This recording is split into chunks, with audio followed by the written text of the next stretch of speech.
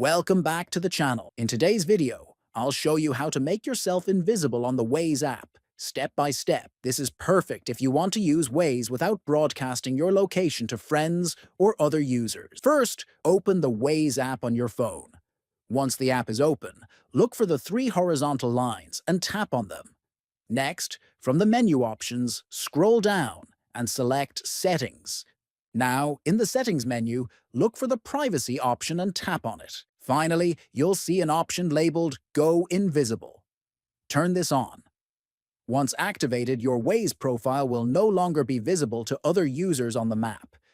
You can still navigate and use Waze like normal, but no one will see your live location. That's it. You've now made yourself invisible on Waze. If you found this guide helpful, don't forget to like, comment, and subscribe for more easy tech tutorials. Thanks for watching.